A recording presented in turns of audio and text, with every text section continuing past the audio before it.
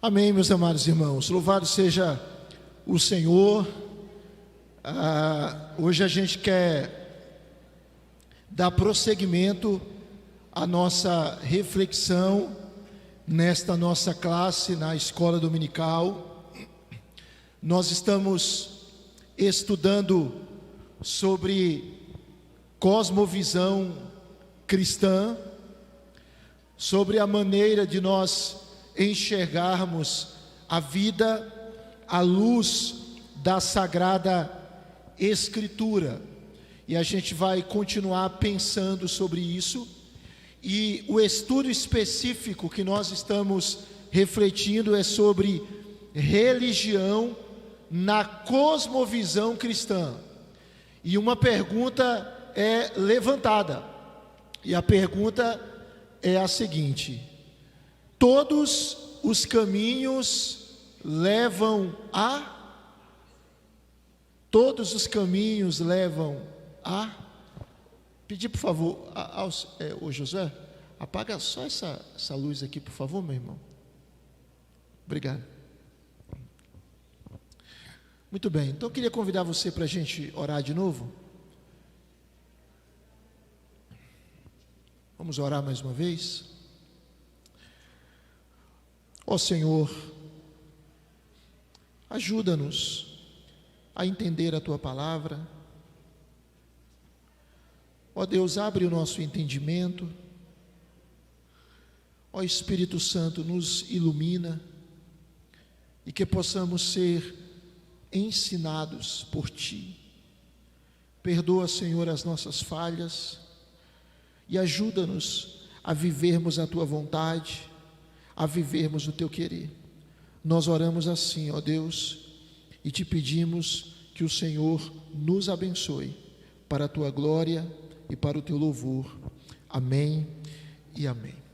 Irmãos, quando a gente pensa em cosmovisão, a gente precisa entender, usando um conceito do pastor Heber Campos Júnior, que cosmovisão é o conjunto de pressupostos e de premissas de vida que nós carregamos em nosso mais íntimo. Ou seja, todos nós temos pressupostos, todos nós temos premissas. A questão é se os nossos pressupostos e as nossas premissas são saudáveis ou não. Então, o pastor Heber, ele diz que a cosmovisão é esse conjunto de pressupostos, de premissas de vida que nós carregamos em nosso mais íntimo, com um apego tal que esse sistema de crenças norteia todo o nosso engajamento com o mundo, proporcionando a leitura que fazemos da realidade e as bases para nossas ações e reações ao que a realidade nos traz. Então, em termos simples, cosmovisão é um conjunto de premissas e pressupostos que serão determinantes nas nossas ações e nas nossas reações. Então, note o seguinte: a despeito desse termo cosmovisão ter sido um termo cunhado inicialmente lá na filosofia, no final do século XVIII, ele foi popularizado no século XIX e ele entrou de uma maneira mais forte na teologia no século XX, com um teólogo chamado Francis Schaeffer. Mas a gente precisa entender que cosmovisão não é um conceito desassociado na nossa realidade. A maneira como nós enxergamos a vida, enxergamos o mundo, cosmovisão, ela vai determinar as nossas ações e as nossas reações. E nós estamos estudando, irmãos, sobre religião na cosmovisão cristã, E a primeira parte dessa reflexão, nós vimos que religião é um fenômeno universal. Pedi a uma irmã, Ana, por favor, passa aí. Muito bem. Então a gente viu que religião é um fenômeno universal, isto é, todos nós somos religiosos. Até os ateus são religiosos. Por quê? Porque é muito comum aquela visão de que religião é simplesmente um contato com o transcendente. Pode ser também, mas não é só isso. Religião é aquilo que traz para a nossa vida significado, sentido, propósito. Então, note, se existe algo na nossa existência, algo além de nós, ou transcendente, ou dentro de nós, imanente, e isso representa o significado, o sentido, a importância da nossa vida, irmãos, isto é a nossa religião.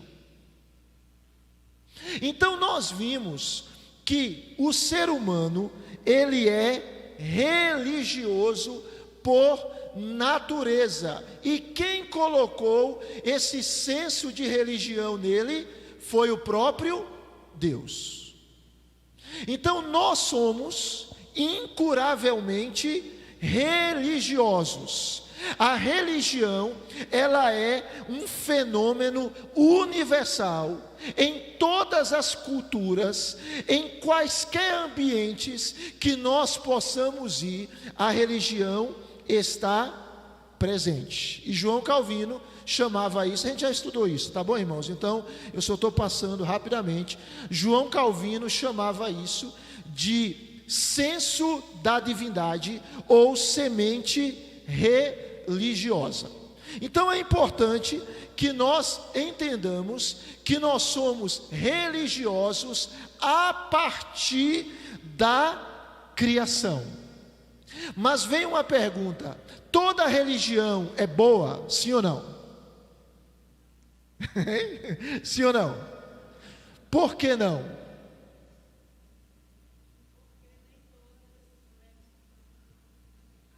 Porque nem todas levam a Deus. E porque nem todas levam a Deus, considerando que foi Deus quem colocou dentro do ser humano a semente religiosa? Por causa do pecado, por causa da transgressão. Então, o pecado, ele trouxe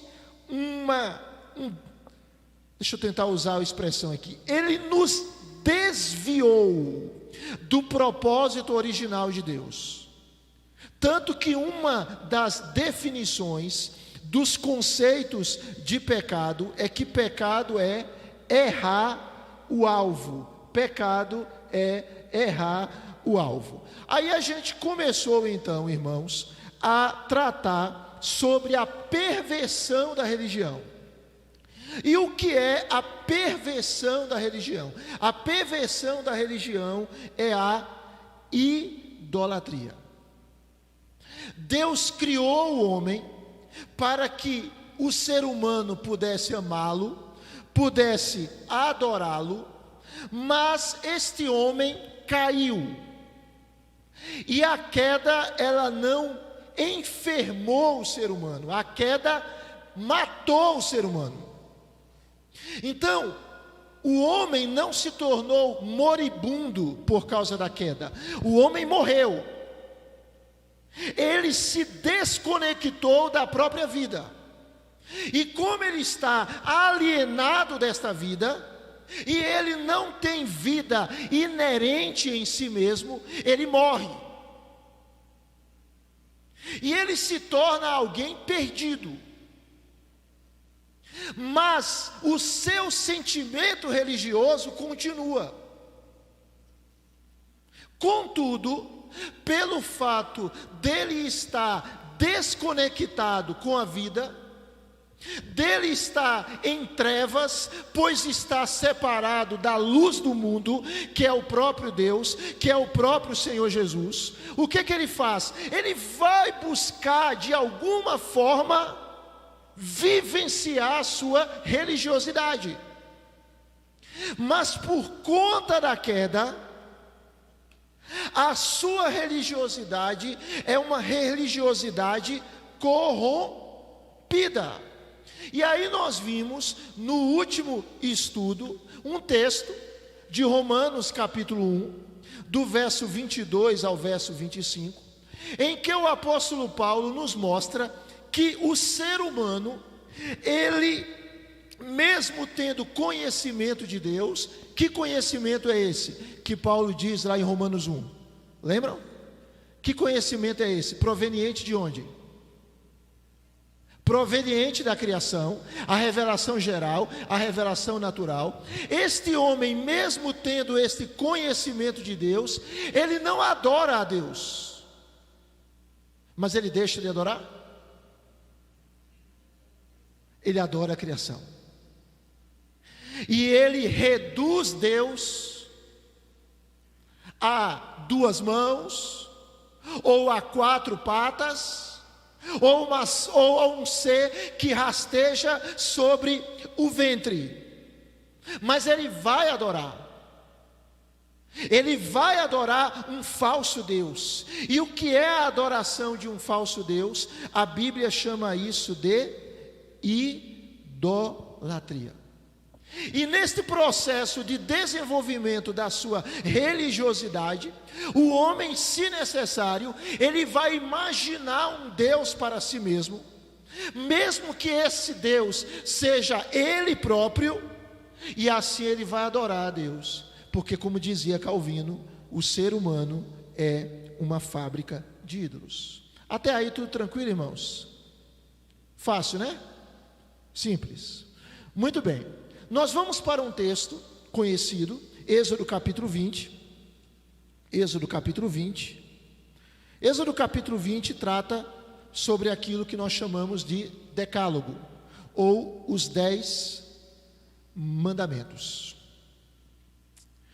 Observe que o versículo 1, ele começa dizendo: então Deus falou todas estas palavras. Verso 2: eu sou o Senhor seu Deus, que o tirei da terra do Egito, da casa da servidão. Observe aí que Senhor na sua Bíblia está com letra maiúscula, certo? Aqui é uma referência a Adonai, ou a Yahvé, a maneira como Deus se revelou ao seu povo, o Deus autoexistente, o Deus autossuficiente. Então Deus está dizendo: eu sou o Senhor, eu sou Yahvé, eu sou Adonai, eu sou o seu Deus, e eu libertei você da terra do Egito, ó Israel, eu tirei você da casa da servidão.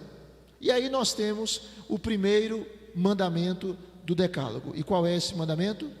Não tenha outros deuses diante de mim. Não tenha outros deuses diante de mim. Por quê? Que Deus começa a descrever os mandamentos dele para o seu povo com este mandamento? Por que Deus não começou com outro? Por que Deus não começou com não matarás? Ou não cobiçarás? Por quê? Porque a essência do pecado, irmãos, ela é a independência de Deus. Ela é o senso de que eu consigo tocar a minha vida sem Deus. Eu posso viver do jeito que eu quero sem Deus. Isso é a essência do pecado. E, consequentemente, a essência do pecado se manifesta na idolatria.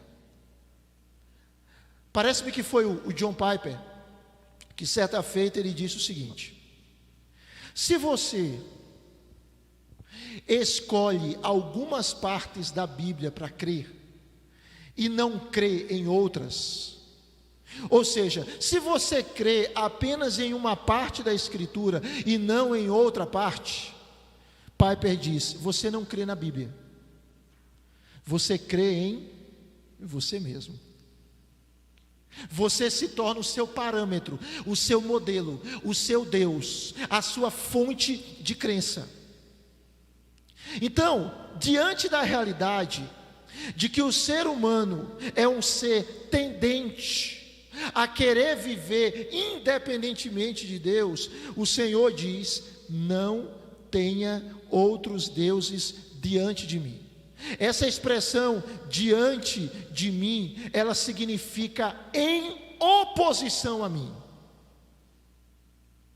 Por quê? Porque Deus, irmãos, Ele não tolera a idolatria.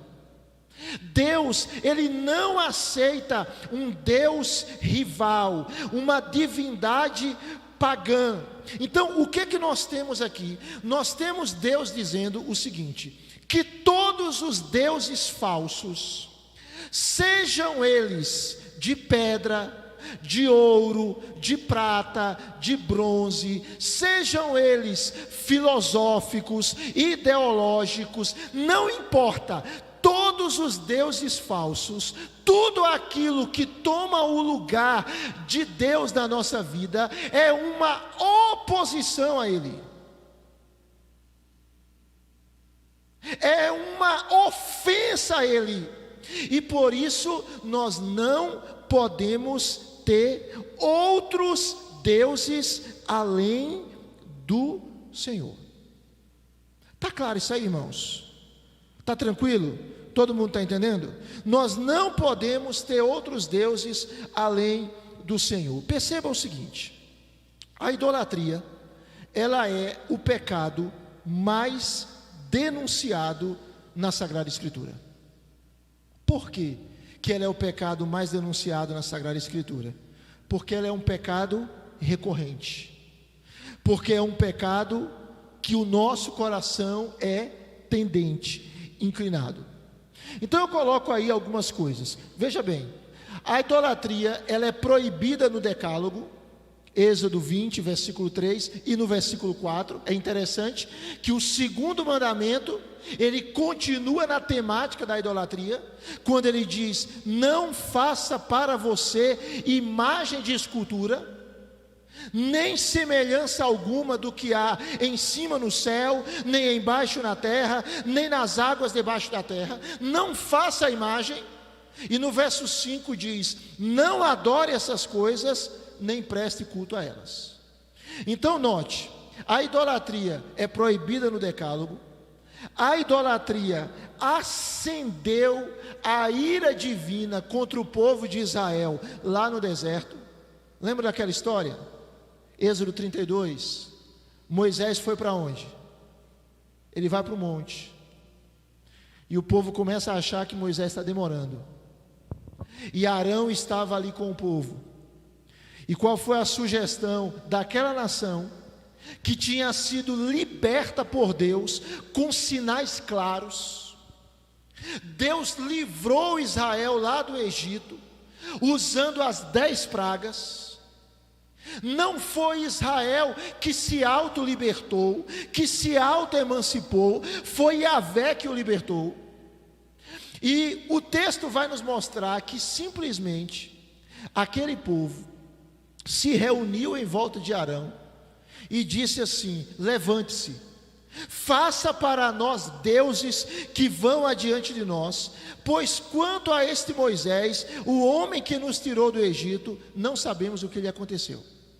Os irmãos conhecem bem a história, e Arão, sob a influência daquele povo, eles fizeram com ouro um bezerro de metal fundido, e foi dito o seguinte: são estes, ó Israel, os seus deuses que tiraram você da terra do Egito. Qual foi o resultado disso? a ira de Deus se acendeu contra aquele povo. E Deus disciplinou aquele povo. Quando a gente caminha um pouco na história bíblica, Jeremias capítulo 7, versos 29 e 30, esse texto nos mostra que a causa da rejeição e do exílio de Judá foi a idolatria. Foi a idolatria. O povo de Israel e o povo de Judá foi cativo, respectivamente, na Assíria e na Babilônia, por causa da idolatria. E quando nós vamos para o Novo Testamento, e nós estudamos, por exemplo, 1 João, nesta carta, o apóstolo João, o apóstolo do amor, ele a conclui dizendo para os crentes: guardai-vos dos ídolos. Guardai-vos dos ídolos. Então, irmãos, a idolatria, ela é um pecado altamente exposto na Sagrada Escritura e apresentado como algo que ofende a Deus, porque a idolatria é uma disfunção espiritual. Vamos imaginar o seguinte: você tem um garfo na sua casa, você tem uma faca, uma colher. Você pode usar aqueles objetos para futebol? Pode ou não pode? Pode ou não pode? Pode e não pode, né? Pega ele e começa a chutar, tenta direcioná-lo para o gol, mas ele vai cumprir o propósito dele? Esse jogo vai prestar? É claro que não. Ele vai beirar o ridículo. Então, note, por que ele vai beirar o ridículo? Ele vai ser ridículo, porque ali nós temos um uso inapropriado de utensílios. Então, Deus, Ele nos criou com um propósito. Nós somos teorreferentes. Teo é a expressão para Deus. Ou seja, Deus, Ele precisa ser a nossa referência. Somos seres teorreferentes. Quando nós enveredamos na idolatria, nós não estamos cumprindo o propósito para o qual Deus nos criou. E qual é o resultado disso? É que nós não atingimos o nosso potencial. Qual é o resultado disso? É frustração, é falta de significado. Por quê? Porque, usando a linguagem de Jeremias, nós estamos cavando cisternas rotas que não retêm a sua água. Veja, vamos pensar aqui nessa relação ainda da perversão da religião à idolatria. Você tem um mundo com uma... Oi, Maria. Oi, Isabela. Pode perguntar. Certo. Está aqui.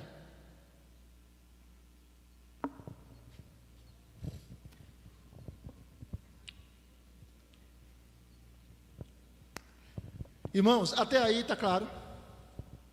Alô, alô, alô, alô? Sim, gente. Beleza, muito bem. Pastor, a ideia de teorreferência, né? Nós somos, nosso princípio é esse. Em oposição à ideia de liberdade humana, a ideia de o homem desvencilhar-se de qualquer referência que não seja ele mesmo, de referências externas, da teorreferência, usando a palavra que o senhor usou, em busca dessa emancipação, outra palavra que o senhor também usou. A gente pode associar essa visão de liberdade como idolatria?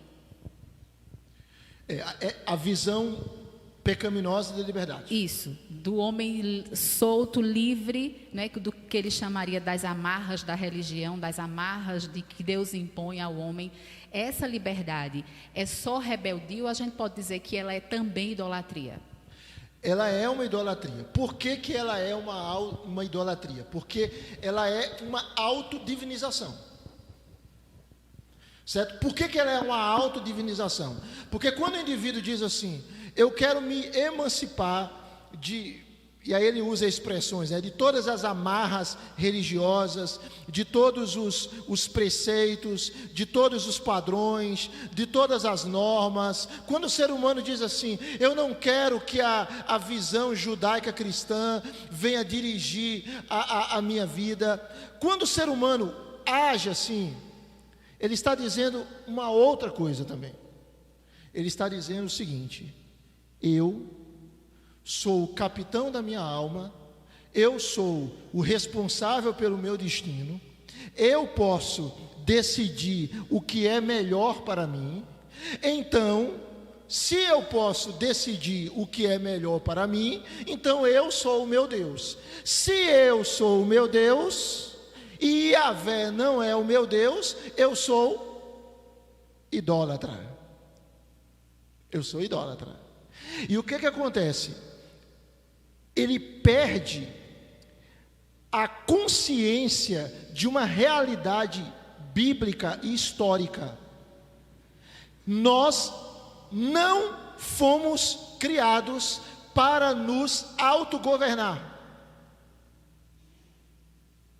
Nós não fomos criados para determinarmos o nosso caminho. E todas as vezes que nós fazemos isso, buscando encontrar a liberdade, nós encontramos a escravidão. E quando nós fazemos isso, buscando encontrar a vida, nós encontramos a morte. E qual é um texto que ele apresenta um evento, e os reflexos desse evento, eles se retroalimentam, eles se repetem na história? Gênesis 3. Por quê? Porque nós temos em Gênesis 3, Deus, ele tinha apresentado uma ordem em Gênesis 2. Não comam do fruto da árvore do conhecimento do bem e do mal, porque no dia em que vocês comerem, vocês vão morrer. Vocês podem comer de todos os frutos desse jardim, mas se vocês comerem desse fruto, vocês vão morrer. E como eu falei no último encontro, a ideia ali no texto hebraico é: morrendo morrerás. O nosso texto em português diz: certamente morrerás. Mas no texto hebraico é: morrendo morrerás. Ou seja, o ser humano, quando ele desobedece a Deus, ele adentra em um espiral contínuo de morte. Ele vai morrendo, dia a dia, dia a dia, dia a dia. Isso se manifesta no seu físico, isso se manifesta nas suas emoções e na sua espiritualidade. E se esse processo de morte não for interrompido pela aplicação da obra de Cristo em nós, esse processo de morte gera aquilo que a Bíblia chama de lago de fogo ou de morte eterna. Então note, esse conceito de emancipação do homem, de dizer ninguém manda em mim, é um desvio de finalidade dele. Há um Deus amoroso, santo, bom, que nos quer bem, que tem um propósito lindo para nós, e esse Deus delineou um caminho para nós. E quando nós abandonamos esse caminho e decidimos trilhar o nosso próprio caminho, nós escolhemos a morte, porque nos desconectamos daquele que é a própria vida. Então é isso. Tá claro, gente? Tranquilo? Então vamos lá. Aí você pensa, nós temos uma enorme diversidade religiosa presente na história da humanidade, no mundo e no Brasil, então. E essa manifestação religiosa tão diversa, ela expressa algo. Expressa o quê? A sede do homem por Deus. Mas como esse homem, como nós vimos no estudo passado, ou no nosso encontro passado, no qual nós trabalhamos a universalidade da religião e iniciamos a perversão da religião, que é a idolatria. Como o ser humano, ele não segue a bússola que Deus determinou para ele, ele vai se perder. Tá? Ele vai se perder. Vou fazer aqui uma comparação simples e pobre, mas que não expressa exatamente aquilo que eu quero dizer. Vamos imaginar que você está numa grande cidade, sei lá, São Paulo, Recife, Fortaleza, Salvador e por aí vai. E aí você está dirigindo ali e você não conhece. Ou você usa algum aplicativo, Waze, ou algo semelhante que vai lhe nortear, ou então você vai bater cabeça. Aí tu não vai se encontrar ali. E imagine uma grande cidade dessa sem placa. E a gente está lá, sem placa, sem alguém para nos informar, sem um aplicativo, nós nos perdemos. Então, o homem sem Deus, ele está perdido. Mas ele busca, porque ele tem a sede de religião. E o que acontece? Ele vai criando religiões.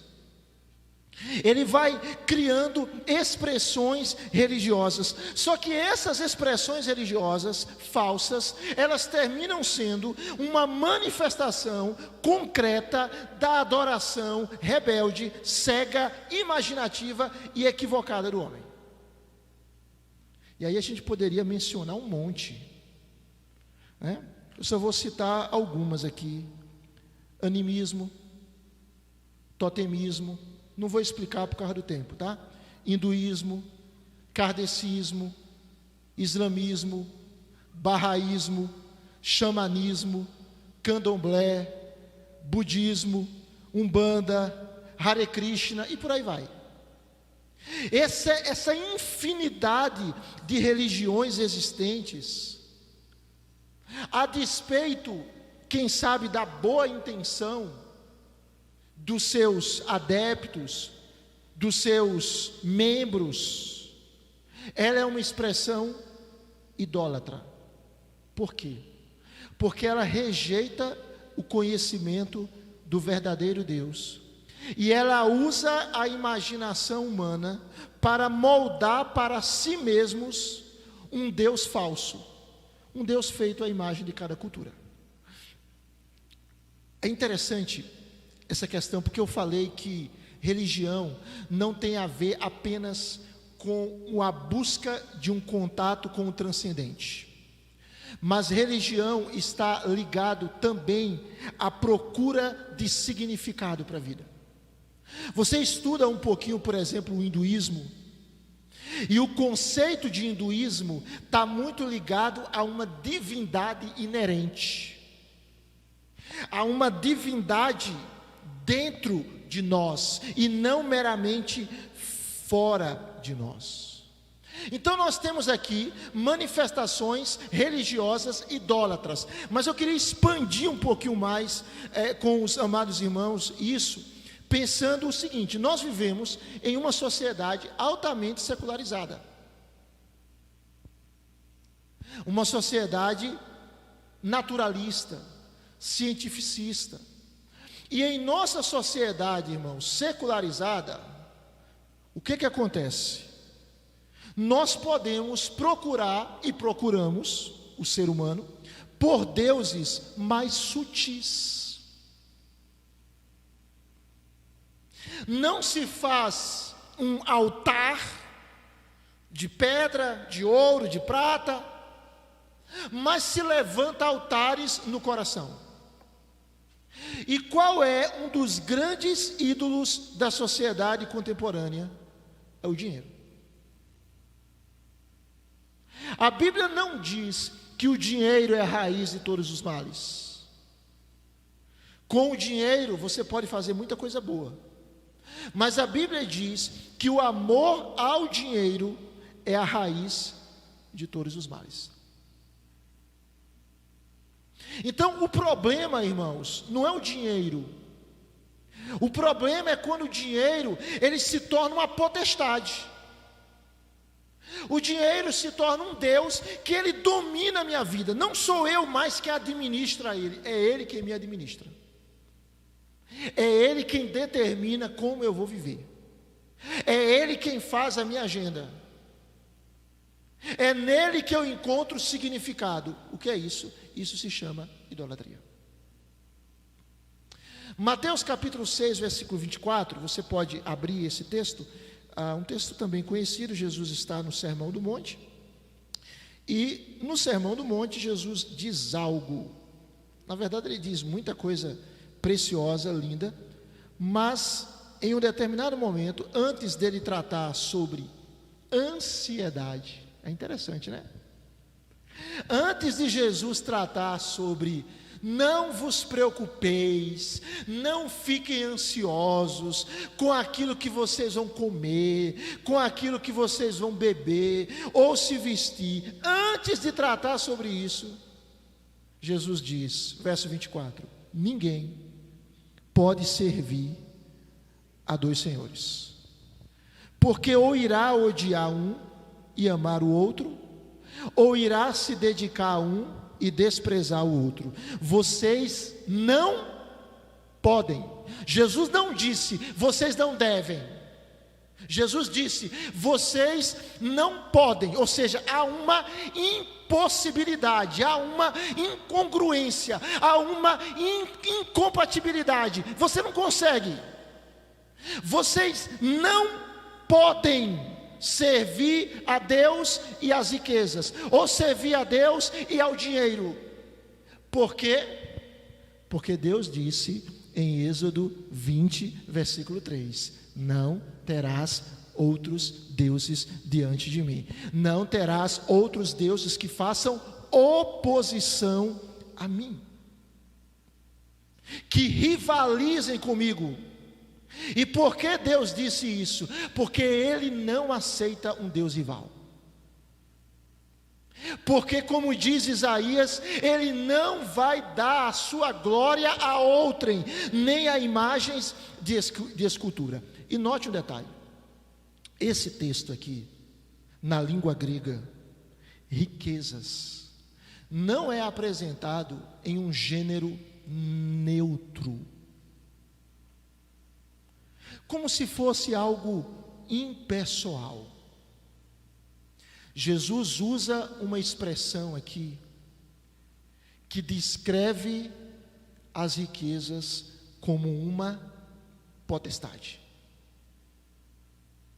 como um poder espiritual. Então, como alguém já disse, o dinheiro é uma bênção se ele está simplesmente no nosso bolso e nós entendemos que ele é um servo. Mas ele se torna uma maldição para nós se ele está no nosso coração. Ele é uma bênção se nós o utilizamos para a glória de Deus, entendendo que ele é uma dádiva de Deus. Ele é uma maldição quando ele controla a nossa vida. E aí, diante dessa ideia de que a idolatria é algo muito mais amplo do que se prostrar diante de um altar, de um Deus, a gente vê pessoas que sacrificam as suas famílias, o seu casamento, os seus filhos, por causa de uma busca desenfreada do dinheiro. E aí a gente vai para aquela frase tão famosa do primeiro bilionário americano, o John Rockefeller, quando chegaram para ele e perguntaram: Rockefeller, quanto dinheiro é suficiente para um homem ser feliz? E ele disse: apenas um pouco mais. Lembrando aquilo que a Bíblia diz: quem ama o dinheiro jamais se farta da renda. Então você pode ter muito dinheiro, agora o dinheiro não pode lhe ter. Você pode ter muito dinheiro, mas o dinheiro não pode ser o centro de significado para a sua vida. Você pode ter muito dinheiro, mas o dinheiro, ele não pode ser aquele que lhe dá identidade. Se nós nos achamos mais importantes, porque em algum momento da nossa vida nós tivemos dinheiro ou mais dinheiro, isso significa que o dinheiro está nos dando identidade, e isso significa que nós perdemos até a referência. Quem nos dá identidade não é o dinheiro, quem nos dá identidade é aquele que nos fez a sua imagem e a sua semelhança, para refletirmos, para espelharmos a sua identidade. Então nós somos chamados para encontrar toda a nossa identidade em Deus e não em coisas. Irmãos, está complicado aquilo que eu estou falando. Os irmãos estão entendendo o que eu estou dizendo? Ou eu estou... Está claro, irmãos? Claro. Então, note, eu vou passar para a irmã. Veja que tem um texto lá em Efésios, capítulo 5, versículo 5. Efésios, capítulo 5, versículo 5, em que o apóstolo Paulo, ele diz assim: fiquem sabendo disto, nenhuma pessoa imoral, ou seja, que vive uma sexualidade fora do plano divino, impura ou avarenta. E o apóstolo, ele faz uma explicação, ele faz questão de dissecar um pouco mais isso. E ele diz: porque a avareza, ou seja, o amor ao dinheiro, é idolatria. Tem herança no reino de Cristo e de Deus. Nem o imoral, nem o impuro, nem o avarento tem herança no reino de Cristo e de Deus. Então, o que está acontecendo? É que nós temos hoje, eu vou passar a palavra, uma religião materialista. E essa religião materialista, ela tem alcançado fiéis entre todas as religiões, e infelizmente até entre alguns que professam ser cristãos. Você pode ser rico, se Deus quiser que você seja rico, se for a consequência de um trabalho honesto, mas seja um rico crente. Eu me lembro de uma história de um casal que eu conheci, que a nível de Brasil é um casal rico, e eu ouvi um testemunho de um filho de um líder cristão, que ele disse o seguinte sobre esse casal, e aquilo ali ficou na minha cabeça. Ele disse o seguinte: pai, se um dia eu for ser rico, eu quero ser rico igual fulano de tal.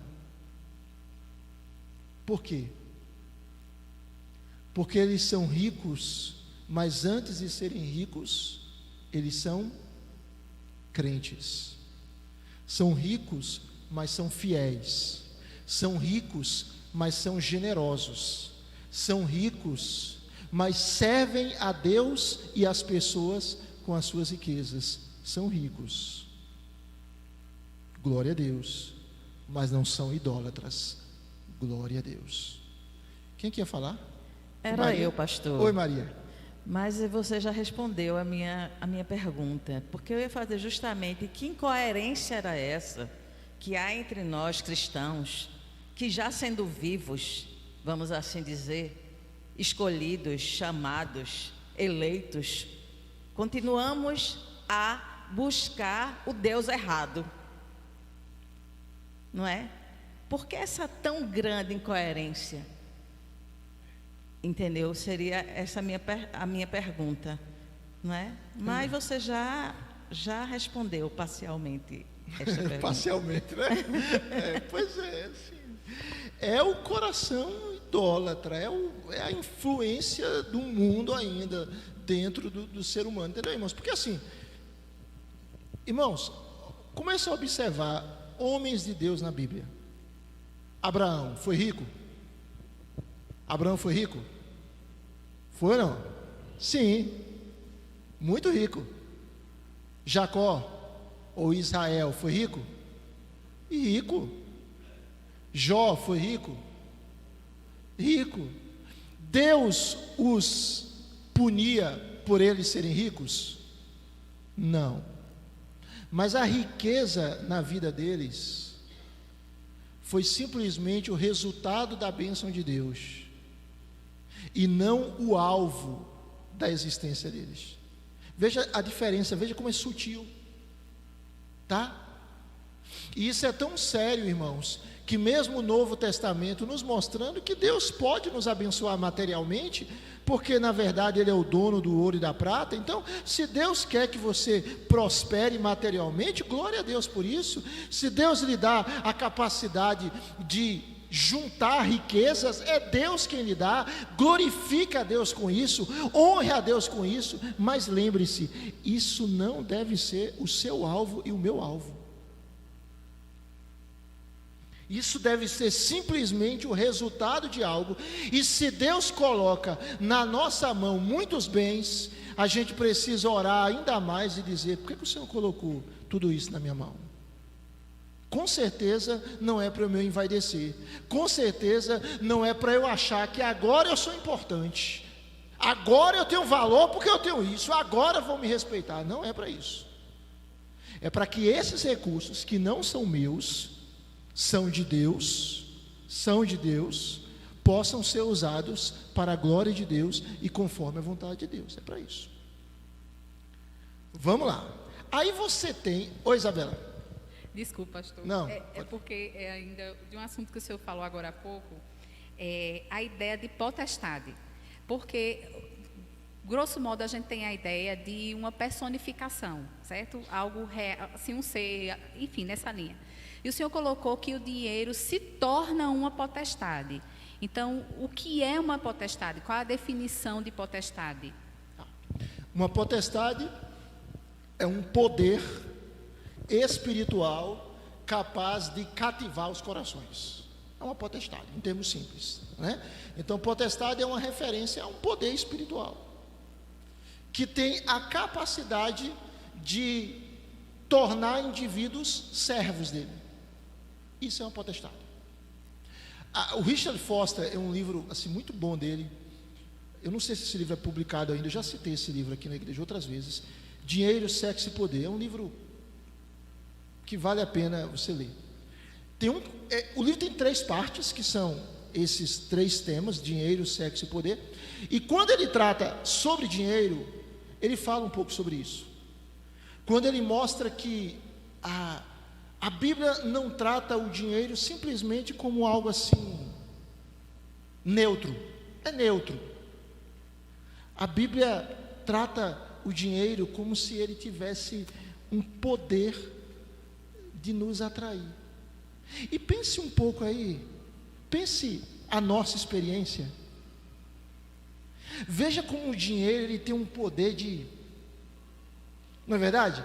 De querer definir quem a gente é, de querer nos dar relevância, de querer nos dar, presta atenção, irmãos, eu estou afunilando em algumas coisas aqui, de querer nos dar confiança de que nós seremos supridos.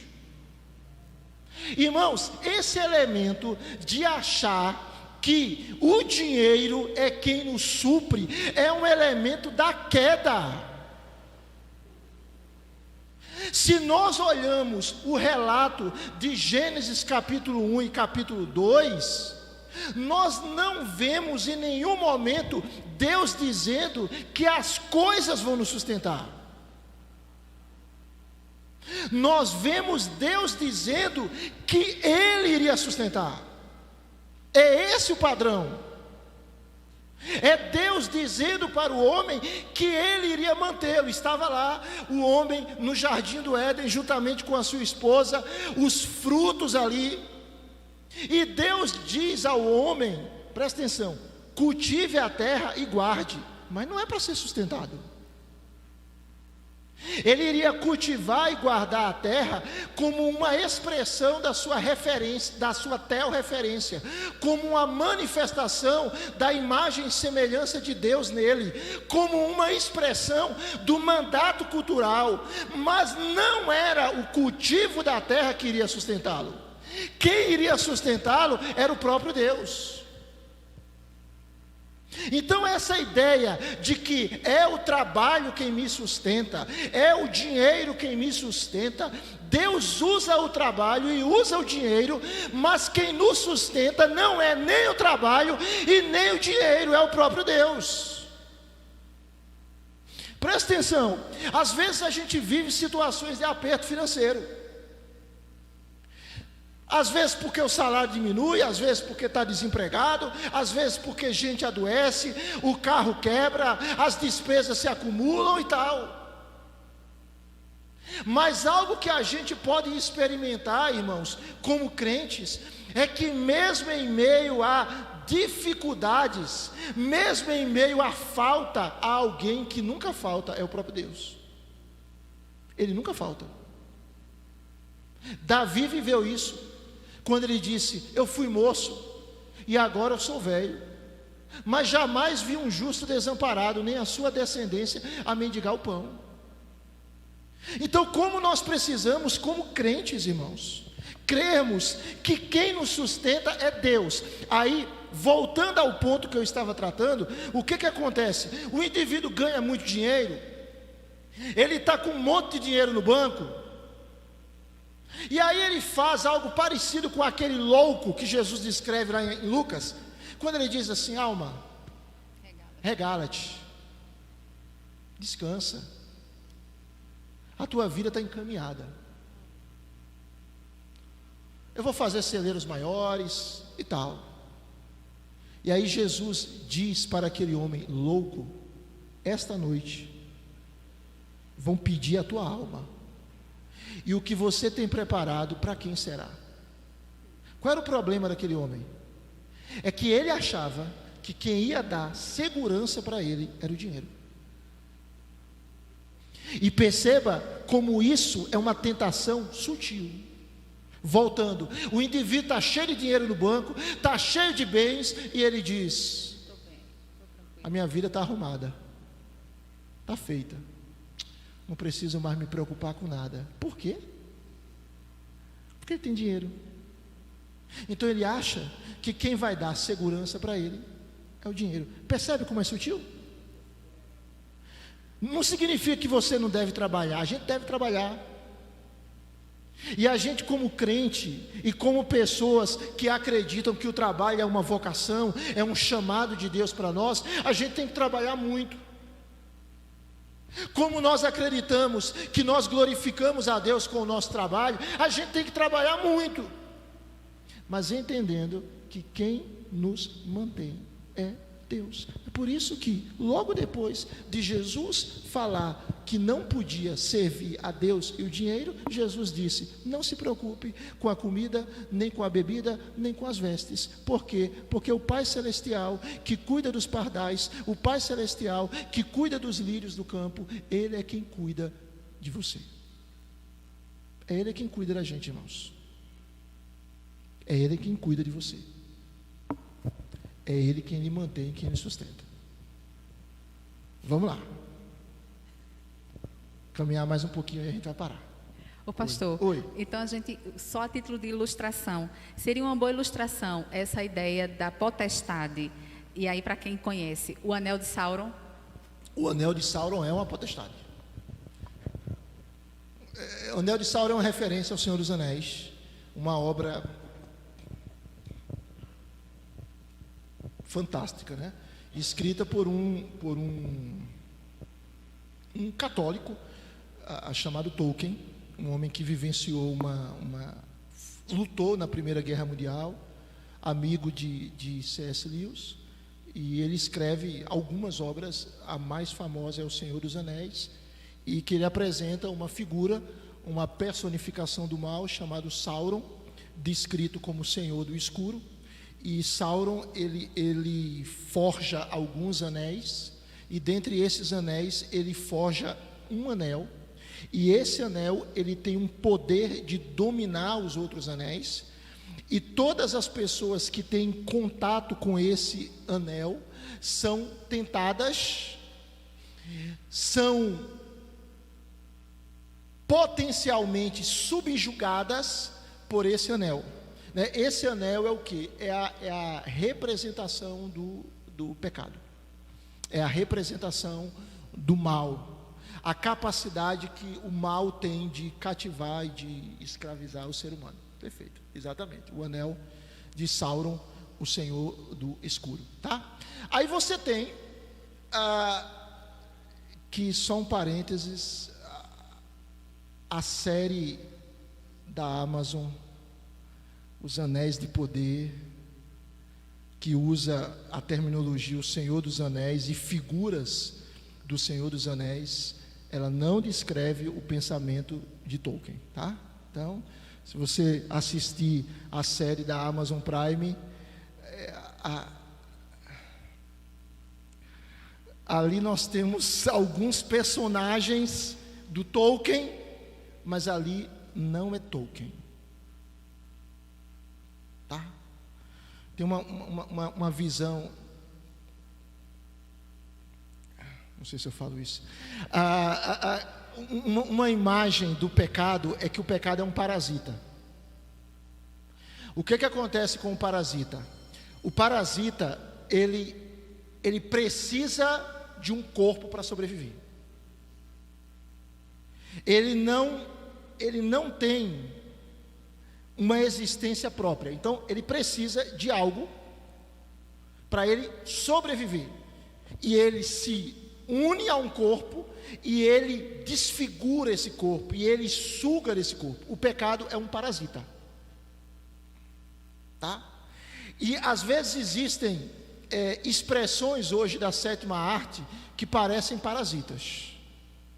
Eles pegam personagens históricos que foram criados com um propósito, com um modelo, e eles usam aqueles personagens históricos, mas eles os distorcem, eles os despersonalizam, eles colocam naqueles personagens uma outra visão, que não é a visão original, que não é a visão para o qual aquele personagem foi montado. E aí você observa isso em muitos filmes, né? Como é o nome daquele filme? A Cruella, certo? O filme da Cruella, o filme que Angelina Jolie fez, qual é? Malévola, e por aí vai. Você pega, e outros filmes também, tanto figuras que são más, começam a ser apresentadas como boas, e começa aquele discurso do vitimismo, é assim porque sofreu isso, é assim porque sofreu aquilo, é assim porque sofreu aquilo outro. Então termina o filme você achando que aquela pessoa não é tão mal assim, tá? Ou pega uma pessoa boa e descaracteriza ela, ou seja, pega o personagem e distorce o personagem. Isso aí hoje é muito presente na sétima arte, muito presente mesmo. Isso é uma cosmovisão, né? Isso é uma cosmovisão. É uma cosmovisão que nada é tão bom e nada é tão ruim, que no mal tem bem, que no bem tem mal, entendeu? Isso é uma cosmovisão. Isso é uma cosmovisão que relativiza a realidade do mal. Eu queria fechar essa parte aqui, eu queria entrar hoje, mas não vou entrar na religião verdadeira. No nosso próximo encontro a gente entra. Então, nós temos aqui, irmãos, essa expressão materialista, e mais sutil ainda é a religião humanista. O que acontece com a religião humanista? Os adeptos creem piamente, num maravilhoso potencial humano. E de algum modo, irmãos, me dê só 5 minutinhos, tá bom? Tenha paciência comigo, tá? Para eu terminar essa parte, tá bom? Posso ter 5 minutinhos de vocês? Muito bem. Então, a maioria das religiões, ela participa também desse credo, desse conceito de que o ser humano, ele é bom, ele precisa de um empurrãozinho, ele é inerente bom, o problema é o outro, o problema é o contexto dele. O problema é a sociedade, mas ele é bom. O que é isso? Isso é uma visão humanista, irmãos. Jeremias capítulo 17, do verso 5 ao verso 7, diz que maldito é o homem que confia no homem. E o homem que faz isso, ele se aparta do Senhor. Mas no verso 7 diz que bendito é o homem que confia no Senhor. E depois Jeremias diz, também em Jeremias 17, que o coração do homem é enganoso e desesperadamente corrupto. Então veja, o ser humano ele pode fazer coisas boas pela ação de Deus na vida dele, ou pela graça comum que Deus dispensa a todos os seres humanos, ou pela graça especial que Deus confere somente à sua igreja. Mas o ser humano em si, ele não é bom.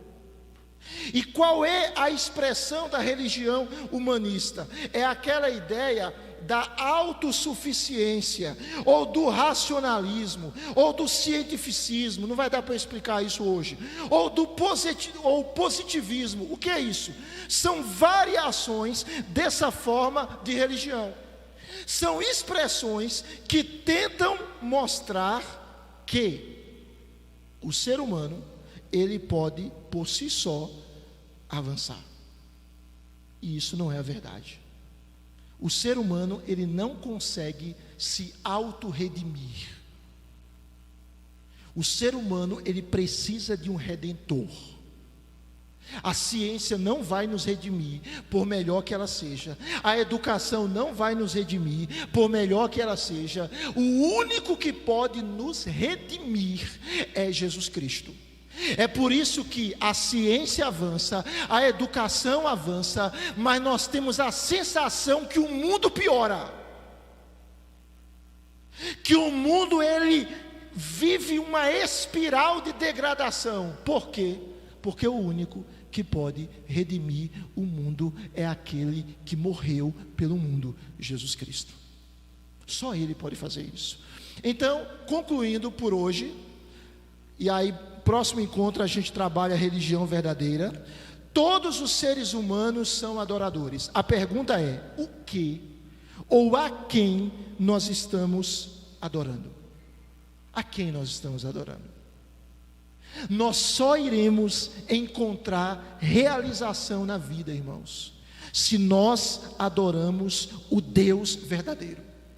Se nós não adoramos o Deus verdadeiro, nós vamos ficar buscando significado em coisas, em relacionamentos, em pessoas, em objetos.